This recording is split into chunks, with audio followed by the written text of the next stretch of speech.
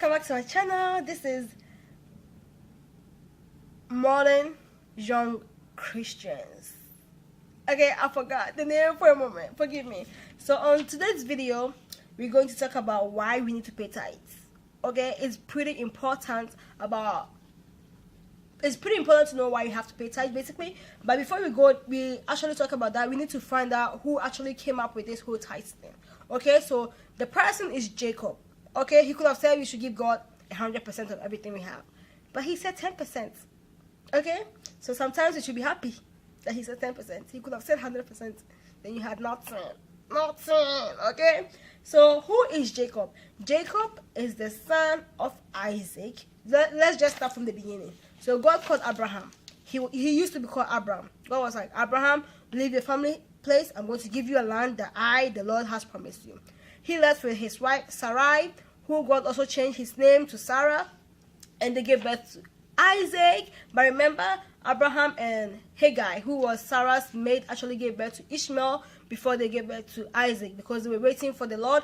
And Abraham and Sarah just convinced the husband, like, you know what, I don't think I'm gonna give birth. I'm old. Like, just do it with my maid, and when she get the baby, I'll just take the baby from her. No, but when the baby was born, Sarah just turned into another woman. Like, hey, you think you this woman, you can see my husband like that? You know what? I'm going to make you suffer. I'm going to make you suffer. Sorry, okay. So yeah, so the first child of Abraham was Ishmael, who is the founder of who is the founder or the roots of the modern day Arabs. Okay, the Muslims, the Arabs, yeah. They are descendants of Ishmael, okay, who is the first son of Abraham and the daughter of Hagar. Okay. Also, God promised Ishmael that God promised Abraham that to let Ishmael and Hagar live where Abraham and the wife was, and that he will make Ishmael to a great nation. As you can see, the Arabs, they are pretty good. They are good.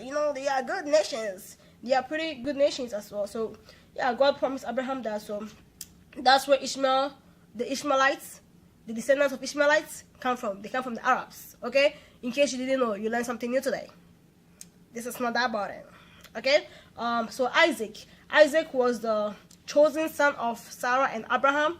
That's the child that God decided to establish the covenant that he made with Abraham with. Okay, so Isaac too, when Abraham was old, he led one of his servants to take to go look for a wife for Isaac back home, and he met Rebecca. Rebecca was able to feed his, camel or something. I remember, yeah. So Rebecca was able to feed, and then he prayed to God, like, God, if I go there, whoever wants to feed me water and my animal water, let that be the wife that you, God, will pick for Isaac. So this is why it's important to pray for a husband, to pray for a wife. Let God approve of them before you put a ring on it. You can get an example from here. Okay, so Isaac got married to Rebecca, and they gave birth to twins. Remember, in Rebecca's womb, there was always a war. There was a war going on there, like Bukumbanku and Mike Tyson. You were always going on the war in there. And Rebecca asked God, what is this thing in my stomach? Why am I feeling all this war? God was like, Rebecca, you don't know. You have two nations in there. You have two nations. The younger one will be the head over there. The older one. But traditionally, the older one is the one that, supposed to be the head, basically, and carry the older one is the one that's supposed to carry the, I don't know the word for it, like the favor and whatever in the family is supposed to be on the older one. But this time God was like, nah, you see this Jacob that is coming, this planter guy, hey, he look at Jacob. He's going to be the head, the head over his older brother. And Esau actually sold his birthright to Jacob just because of food. Can you believe that? Because of bush meats, like my pastor would say. Because of bush meats. Jacob bought Esau's birthright. Because Jacob decided to be lazy that day and go get meat for himself. He wanted Jacob's meat. So Jacob was like, hey, my brother, before I give you this meat, you need to sell me your birthright. Esau was like, it's okay. What is birthright? Collect some. Give me meat. Because of bush meat. Because of bush meat, yo. Because of bush meat. Okay, so he got that. Now Jacob, also when Isaac was old, he wasn't able to properly see, so he wanted to bless his children. He wanted to bless Esau first because he's the firstborn, and and Isaac preferred him because Isaac knew what God already said about Esau. So he just wanted Esau, and he just wanted Esau to be blessed. But Jacob, the supplanter, the 419 guy, he went to steal his blessing because the mother advised him wrongly. You know, after he sold it, his brother found out. His brother told some people that he would deal with him because he know the parents will soon die. He would deal with Jacob. He would deal with this small boy. But Rebecca heard of it. He's like, Jacob, your brother wants to deal with you. So you know what you're going to do? You're going to go to my brother Laman's place and just stay there. But Jacob told the father, I'm going to look for a wife. Oh, my mother sent me to go look for a wife. But that was a lie. He was running for his life. He went, and Laman too. What am I saying, Laman? Hey, Jesus forgets me. Laban, I believe. Correct me if I'm wrong. It's Laban. He too, he's like, you think you are 419? I will 419 you double. He gave him the wrong wife. You know? Okay, that's not the point of this story. So basically, Jacob is the reason why we pay 10% of our tithe. So when he ran off to wherever he was going, to Rebecca's family house, you know, God met with him. He had a dream. You know, God told him that he will establish his covenant with him, the covenant that he had with Isaac and Isaac and Abraham. It's through him that the covenant will be fulfilled. And remember, the 12 tribes of Israel actually came from Jacob. I'm going to list them. Okay, so through this process, if you read the book of Genesis, chapter 28, all right, especially in 22,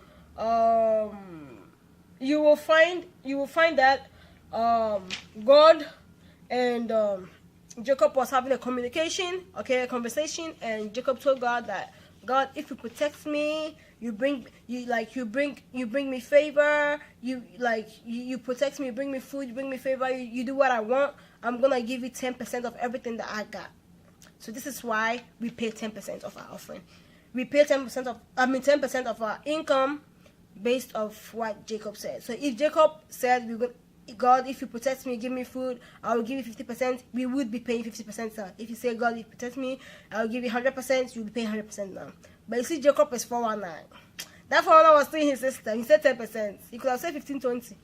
But 10%, which is not bad.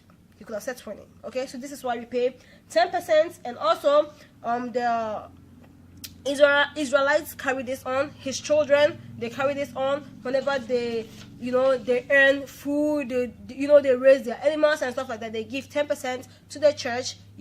They give their crops, they give 10% of it to the church. So it carried on, and now modern Christians will follow that as well, because you all are children of Israel now. Okay, if you're a Christian, you're basically a child of Israel. We are all daughters and sons of Zion. Okay, so this is why we pay 10%. I hope this one was fun. Let's see. So yeah, if you want to know more about Jacob, you can read the book of Genesis, chapter 32.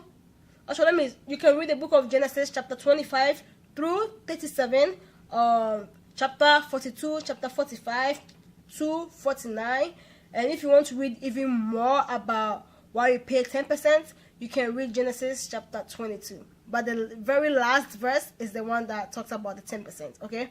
But Genesis 28, it just talks about the encounter God and Jacob had, okay? So basically, that's the reason why. So the 12 tribes of the 12 tribes of Israel carried out what their father Jacob did. So always Jacob made sure he gave 10% of whatever he had to God, and now the children of Jacob continued, it continues to the Jewish line, and now we, the modern Christians that we call ourselves Israel, because remember, Jacob, his name changed to Israel after he wrestled with the angel of God, or God himself. After he wrestled with God, his name changed to Israel. So now we are all children of Israel, and that's why we pay 10%.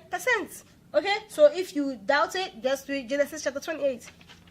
Now, I bet if you're doubting it, it would not be fun for you to be reading Genesis chapter 28 because it's right there at the very last verse. So yeah, I hope this one was fun. So this is why we pay 10% of our income to God. Personally, I have never paid tithes before. Like I told you guys, I am only 24 years old. I have never had a full-time job before. I just finished my first degree and I'm moving on to my next degree, and I'm a full-time student. I don't work while I'm in school, so that means I don't pay tithes. But I pay offering. I don't pay much for offering. I pay what I give, what I have. Like I said, you give what, like I said for my previous video. If you did not watch it, I'm going to link it up there. If you give an offering, God looks down, deep down in your heart. It's what you can afford that you're giving. So God does not judge you. Don't let people judge you because you're giving like $5, $10, or even $1. It's what you can, and that's what you're giving. And for me that I've never worked, I don't pay tithes because the Bible says you're giving 10% of your income. Where is the income? I don't have income. So if you don't have income, you're not paying no tithes. But I started my own business, and it's not even a month yet. It's not even 3 weeks yet. So after a month and I'm paying my state taxes, I'm going to make sure that the profit that I made, I'm going to give 10% to God. And even if I want, I can give more than 10%. It's all up to me. Okay, but the rule is to give 10% of your income or your earnings to God. But if you are blessed and you have more money and you want to give even 20% to God, God is your maker. Remember, you're giving it to God, you're not giving it to man. So if you can give 10, 15, 20%, give it to your maker. Okay, so yeah, basically that's it. So if you're not working, you're not giving no tithes, but you're giving offering. That's if you have the offering. Okay, but if you are working, then I will say try your best as much as you can to give your tithes. Like we said last time, there is more blessing in giving than receiving.